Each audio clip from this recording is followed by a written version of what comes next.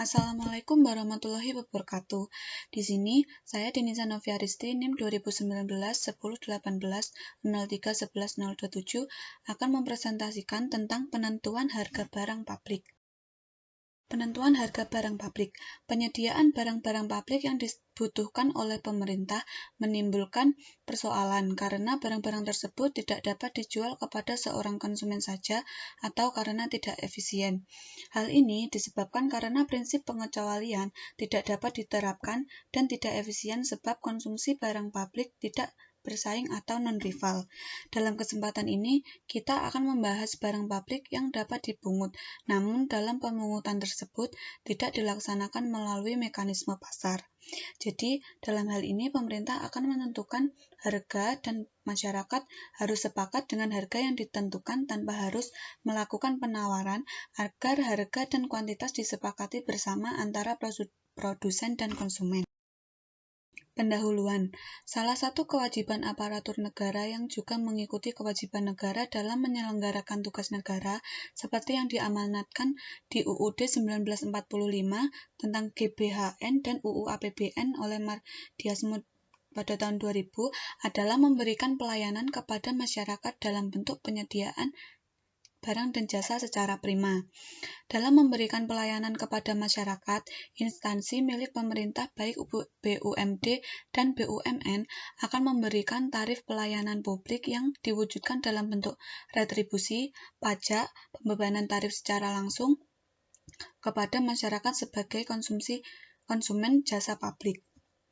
Walaupun pemerintah telah membebankan pajak kepada masyarakat dan pemerintah memberikan pelayanan untuk masyarakat, tidak semua pelayanan dapat diperoleh secara gratis, karena adanya manfaat barang privat yang hanya dapat dinikmati masing-masing individu yang mengeluarkan biaya. Contohnya untuk rekreasi, air, listrik, pendidikan, dan lain-lain. Sehingga dalam penetapan harga barang pabrik ini, dilakukan tidak dengan sembarangan dan mempertimbangkan banyak hal. Alasan pembebanan tarif pada barang pabrik. Karena adanya barang privat dan barang pabrik. Di sini barang privat adalah barang-barang kebutuhan masyarakat yang manfaat dari barang dan jasa tersebut dapat dinikmati oleh orang yang membelinya, sedangkan yang tidak membelinya tidak dapat menikmati manfaat dari barang dan jasa tersebut. Seperti contohnya, makanan dan listrik. Kita harus mengeluarkan biaya untuk mendapatkan atau menikmati manfaat dari barang tersebut. Yang kedua adalah barang pabrik, yaitu barang kebutuhan masyarakat yang manfaatnya dinikmati oleh masyarakat bersama-sama, seperti contohnya pertahanan nasional dan jasa polisi, di mana semua masyarakat dipukul rata mendapatkan pelayanan tersebut.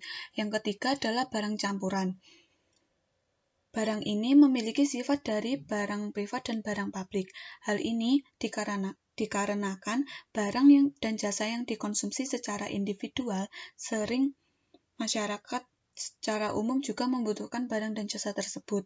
Contohnya seperti pendidikan dan pelayanan kesehatan. Jadi di sini walaupun pemerintah juga menyediakan, namun termasuk barang privat karena tidak semua orang juga mampu untuk membayar kesehatan dan pendidikan. Yang kedua karena efisiensi ekonomi. Ketika setiap individu bebas menentukan banyaknya barang dan jasa karena mereka ingin konsumsi, mekanisme harga memiliki peran penting dalam mengalokasikan sumber daya melalui yang pertama pendistribusian permintaan. Pihak yang mendapatkan manfaat paling banyak harus membayar lebih banyak pula. Seperti adanya pihak-pihak yang memerlukan barang pabrik daripada perorangan sehingga harus membayar sesuai kebutuhan agar mencapai kepuasan maksimal, dan pendistribusiannya dapat merata sesuai dengan kebutuhannya, sehingga barang pabrik dapat efisien. Yang kedua, memberikan insentif untuk menghindari pemborosan. Biaya penuh tidak boleh lebih dari harga jual agar tidak terjadi kerugian. Yang ketiga, pemberian insentif pada supplier berkaitan dengan skala produksi. Dengan adanya insentif, maka supplier atau di sini pemerintah dapat memberikan barang atau pelayanan jasa dengan harapan lebih maksimal.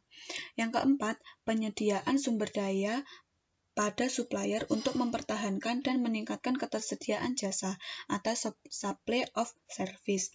Di sini supplier sebagai penyedia barang dan jasa harus memastikan ketersediaan sumber daya tersebut untuk memenuhi kebutuhan masyarakat. Yang ketiga adalah prinsip keuntungan. Pemerintah tidak boleh melakukan maksimasi keuntungan, bahkan lebih baik menetapkan harga di bawah full price, subsidi, atau bahkan tanpa dipungut biaya.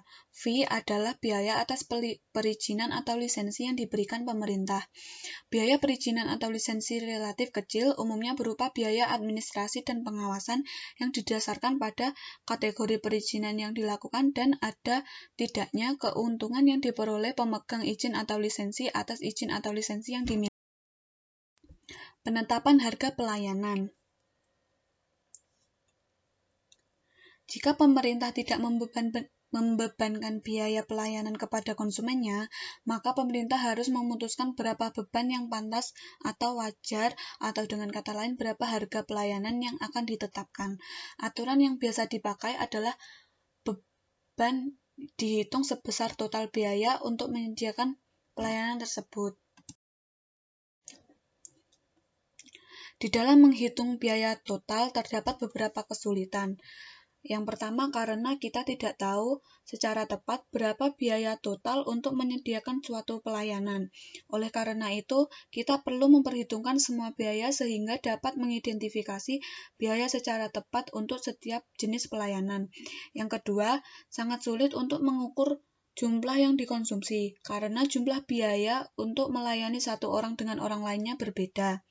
Seperti misalnya jika kita memakai fasilitas bus kota, itu akan beda tarif antara yang jaraknya dekat dan jaraknya yang lebih jauh. Yang ketiga, pembebanan jika pembebanan tidak memperhitungkan kemampuan masyarakat untuk membayar. Jika orang miskin atau tidak mampu membayar suatu pelayanan yang sebenarnya vital, maka mereka harus disubsidi. Yang keempat, biaya apa saja yang harus diperhitungkan? Apakah ada biaya operasi atau ada biaya perawatan, pemeliharaan, dan lain-lain.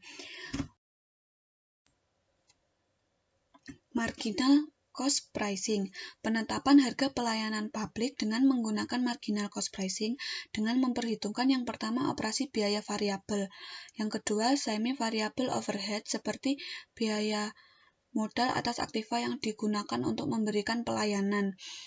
Yang ketiga, biaya penggantian atas aset atau modal yang digunakan dalam penyediaan pelayanan. Yang keempat adalah biaya penambahan aset modal yang digunakan untuk memenuhi tambahan permintaan.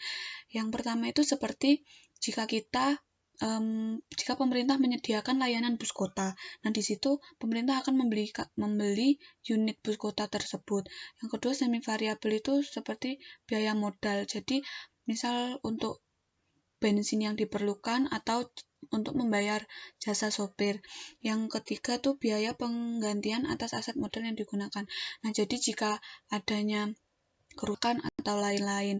Yang keempat, biaya penambahan aset modal sesuai dengan permintaan. Di sini menyesuaikan dengan permintaan masyarakat. Jika permintaan naik, maka pemerintah harus menyediakan lebih banyak barang publik tersebut.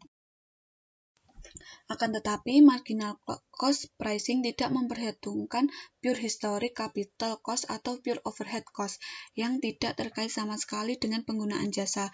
Contoh klasik dari historical cost adalah seperti jembatan penyeberangan.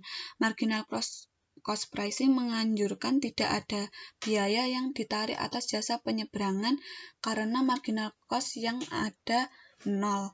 Sebaliknya, marginal cost untuk menyediakan rumah tidak sama dengan nol, karena sejak ditempati kapasitas ruang yang sudah digunakan sehingga marginal cost-nya sama dengan biaya untuk menyediakan rumah pengganti dan kebijakan harga. Menurut Mukjizat pada tahun 2003, mengenai kebijakan harga adalah suatu keputusan-keputusan mengenai harga-harga yang akan diikuti untuk suatu jangka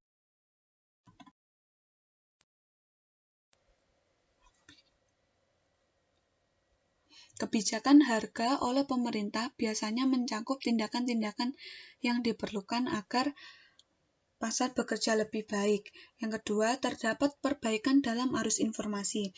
Mengambil contoh, seperti jika ada kenaikan BBM atau sembako, akan diinformasikan lewat beberapa platform, sehingga informasi yang didapatkan masyarakat akan diperoleh dengan cepat.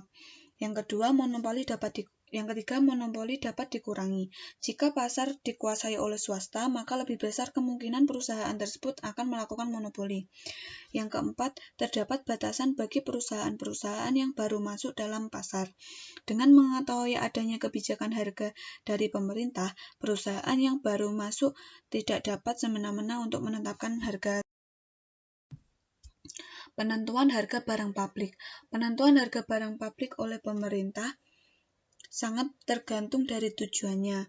Dalam menyediakan barang dan jasa, pemerintah mempunyai 3 pilihan, yaitu yang pertama, dapat dijual dengan harga pasar. Karena barang publik tidak disediakan oleh pihak pemerintah saja, namun disediakan oleh perusahaan swasta, sehingga seperti sekolah dan rumah sakit, maka harus disesuaikan juga dengan harga pasar yang berlaku. Yang kedua, dijual dengan tingkat harga tertentu yang berbeda dengan harga pasar. Contoh seperti di atas, jika pihak swasta menyediakan pelayanan pendidikan dan kesehatan dengan harga yang sedikit lebih mahal, maka pemerintah dapat menyediakan layanan sekolah dan rumah sakit negeri yang tentunya harganya lebih murah dibanding dengan swasta. Yang ketiga, diberikan secara gratis kepada para konsumennya. Pemerintah sebagai penyedia barang publik dapat memberikan barang dan jasa kepada masyarakat melalui program-program di berbagai sektor. Strategi dalam penetapan harga barang publik. Terdapat beberapa alternatif dalam menentukan harga barang publik, yaitu yang pertama, two-part tarif. Banyaknya kepentingan publik seperti listrik dipungut dengan two-part tarif, yaitu fixed charge untuk menutupi biaya overhead atau biaya infrastruktur, dan variable charge yang didasarkan atas besarnya konsumsi. Yang kedua, dengan peak load tarif. Pelayanan publik dipungut berdasarkan tarif tertinggi. Permasalahannya adalah beban tertinggi membutuhkan tambahan kapasitas yang disediakan. Tarif tertinggi untuk periode puncak yang harus menggambarkan higher marginal cost seperti telepon dan transportasi umum. Yang ketiga, diskriminasi harga. Diskriminasi harga yang ditetapkan tampak condong hanya sebagai atribut dari layanan publik saja, yaitu penetapan tanpa tarif untuk anak-anak dan lansia saja. Yang keempat, pertimbangan distribusional. Penetapan biaya marginal tergantung pada para pemakai fasilitas sumber penggunaan pendapatan untuk menutupi defisit. Jasa transportasi seperti bis ini disediakan pada harga di bawah biaya marginal untuk membuat jasa itu bisa dimanfaatkan oleh semua kalangan. Contoh implementasi kebijakan harga. Dalam ekonomi, tingkat harga merupakan suatu tanda tingginya nilai di mana konsumen bersedia untuk membayar atas barang dan jasa yang dihasilkan oleh produsen, sekaligus menunjukkan tingginya biaya untuk menghasilkan barang tersebut oleh produsen. Dalam mekanisme pasar persaingan sempurna,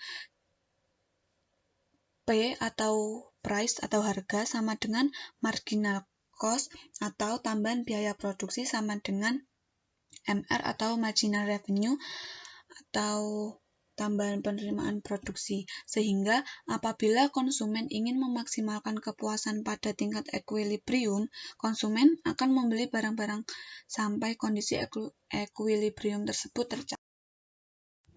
Contoh implementasi kebijakan harga, mengatur harga produk pertanian. Tujuan khusus dari kebijakan penentuan harga adalah mendorong produksi. Dengan adanya harga yang telah ditentukan, maka akan mendorong para produsen untuk melakukan produktivitas sehingga dapat membantu ketersediaan sumber daya yang dibutuhkan. Yang kedua, memelihara kestabilan. Jika kebijakan harga telah ditentukan, maka akan berpengaruh terhadap kestabilan produktivitas pertanian. Karena jika harga stabil, maka output yang dihasilkan juga stabil. Ada dua pendekatan yang dapat digunakan untuk melakukan analisis penyediaan produk pertanian. Yang pertama kebijakan harga positif dan yang kedua kebijakan. Dengan mengubah harga, pemerintah yang dapat mempengaruhi jumlah produksi yang dihasilkan. Peningkatan harga untuk produk pertanian akan mendorong peningkatan penawaran. Namun, apabila peningkatan penawaran membutuhkan tenggang waktu, penyesuaian produksi akan mengikuti pola cobweb theorem atau sarang laba-laba. Fungsi penawaran produk pertanian. Fungsi penawaran menunjukkan hubungan antara jumlah barang yang ditawarkan dengan sebagai tingkat harga dari barang tersebut. Hukum penawaran yaitu jika harga barang semakin tinggi, maka jumlah barang yang ditawarkan juga akan meningkat. Kebijakan penyangga atau buffer stock policy. Yang pertama, dalam perumusan kebijakan harga, biasanya pemerintah dihadapkan pada dilema kepentingan. Di satu sisi, konsumen harga pangan murah, di lain sisi, produsen ingin agar produksinya terjual dengan harga yang layak. Pemerintah perlu melindungi dua kepentingan tersebut agar konsumen dan produsen tidak menderita.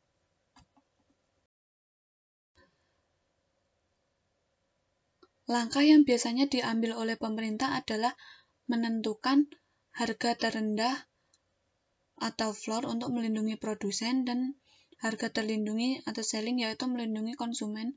Kebijakan ini disebut dengan buffer stock policy. Yang kelima, keberhasilan kebijakan ini tergantung dari ketersediaan dana untuk operasi atau market operation. Kompleksitas strategi harga. Yang pertama ada two-part tarif, fixed charge untuk menutupi biaya overhead didasarkan besarnya konsumsi. Banyak kepentingan publik seperti listrik dipungut dengan two-part tarif, yaitu untuk menutupi biaya overhead atau biaya infrastruktur dan variable charge yang didasarkan atas besarnya konsumsi. Yang kedua, peak load tarif. Pelayanan publik dipungut berdasarkan tarif tertinggi. Permasalahannya adalah beban tertinggi membutuhkan tambahan kapasitas yang disediakan. Tarif tertinggi untuk periode puncak yang harus menggambarkan higher marginal cost, seperti telepon dan transportasi umum. Yang ketiga, diskriminasi harga.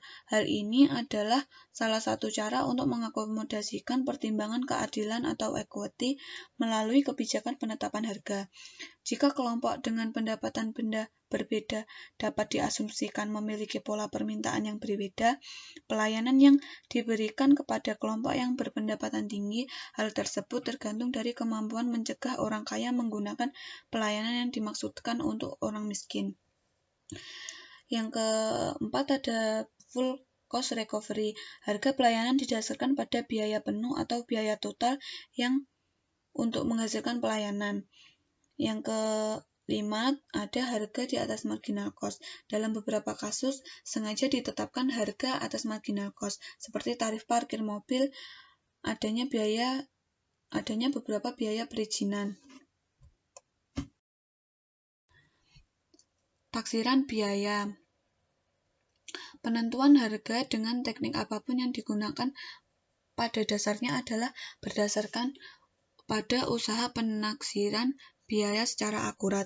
Hal ini melibatkan beberapa pertimbangan. Yang pertama, opportunity cost untuk staf perlengkapan, opportunity cost of capital. Yang ketiga, accounting price untuk input ketika harga pasar tidak menunjukkan value to society. Yang keempat, ada polling ketika biaya berbeda-beda antara setiap individu. Yang kelima, cadangan inflasi. Pelayanan menyebabkan unit kerja harus memiliki data biaya yang akurat agar dapat mengestimasi marginal cost, sehingga dapat ditetapkan harga pelayanan yang tepat. Prinsip biaya memberikan dasar yang bermanfaat untuk menentukan harga di sektor publik. Marginal cost pricing bukan merupakan satu-satunya dasar untuk menetapkan harga di sektor publik. Digunakan MC pricing atau tidak, yang jelas harus ada kebijakan yang jelas mengenai harga pelayanan yang mampu menunjukkan biaya secara akurat dan mampu mengidentifikasi secara kesimpulan, harga di dalam sektor publik memiliki kepentingan yang penting pada konsumsi dan perilaku. Harga juga memiliki kemampuan untuk mencapai jumlah tertentu, termasuk dalam penggunaan sumber daya yang efisien, sesuai dengan penghasilan dan pemerataan. Seringkali, harga diset dalam cara-cara yang menentang dengan sasaran hasil kebijakan publik. Namun, bagaimanapun, hal ini merupakan hasil dari pemahaman yang kurang mengenai peran harga dan alternatif yang ditawarkan penetapan harga. Sekian dari saya. Wassalamualaikum warahmatullahi wabarakatuh.